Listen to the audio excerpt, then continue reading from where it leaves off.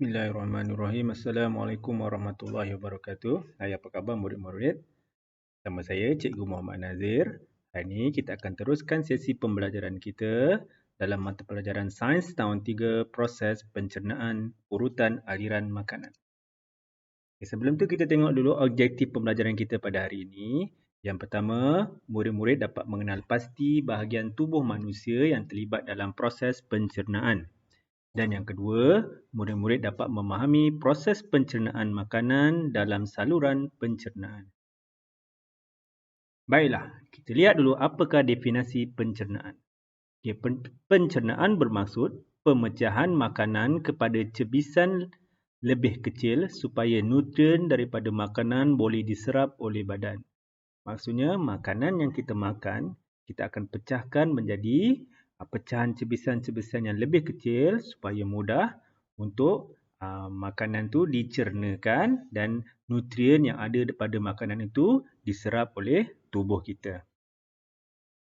Okey, jadi di sini cikgu ambil daripada buku teks awak muka surat 50, buku teks Sains tahun 3. Okey, yang pertama kat sini kita lihat anggota dalam sistem pencernaan. Okey, yang terlibat yang pertama mulut, of course lah mulut lah sebab makanan kita masuk dalam mulut. Okey, kemudian makanan tu akan pergi ke yang kedua ialah esophagus. Okey, esophagus ni terletak di antara mulut hingga ke perut. Okey. Kemudian perut, yang keempat usus dan yang kelima dubur. Okey, mari kita lihat fungsi setiap anggota dalam sistem pencernaan. Okey, yang pertama mulut. Okey, mulut ni ialah tempat di mana makanan permulaan makanan dicernakan, maknanya mulut kita akan menggigit ataupun mengunyah makanan kita hingga jadi cebisan-cebisan kecil. Kemudian bila dah hancur, kemudian cebisan-cebisan kecil tadi akan ditelan dan akan pergi ke saluran esophagus. Okey, jadi fungsi esophagus ni ialah menyalurkan, membawa makanan daripada mulut hingga ke perut.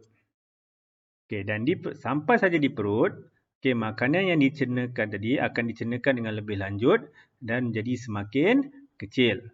Jadi inilah lebih kurang bentuk perut kita dalam tubuh manusia. Dalam bentuk kita macam inilah lebih kurang perut kita. Kemudian makanan tadi akan pergi ke usus kecil dan di usus kecil inilah nutrien daripada makanan tu akan diserap. Maknanya nutrien seperti vitamin, karbohidrat, protein dan sebagainya akan diserap di usus kecil. Dan pencernaan disempurnakan di usus kecil. Kemudian lebihan makanan tadi yang tidak dicernakan akan pergi ke usus besar, di mana usus besar ni air dan mineral daripada makanan yang tidak dicerna akan diserap. Okey, dan makanan yang lebihan yang tadi yang tidak diserap oleh usus besar dan usus kecil, dia akan pergi ke dubur dan akan keluar sebagai tinja. Okey, jadi cikgu harap awak semua faham apa yang cikgu terangkan sebentar tadi. Jadi yang paling penting kesimpulan kat sini ialah awak kena tahu anggota sistem pencernaan kita ada 5.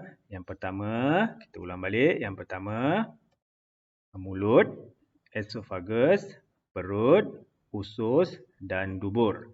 Kemudian makanan tu mula-mula daripada mulut akan dibawa melalui esophagus pergi ke perut dan sampai ke perut dia akan pergi ke usus kecil dan di usus kecil inilah berlakunya pencernaan ataupun berlakunya serapan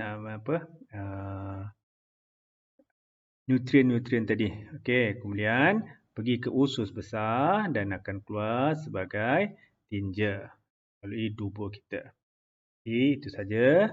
Cikgu harap awak semua faham. Jika ada masalah boleh hubungi cikgu. Sekian saja. Assalamualaikum warahmatullahi wabarakatuh.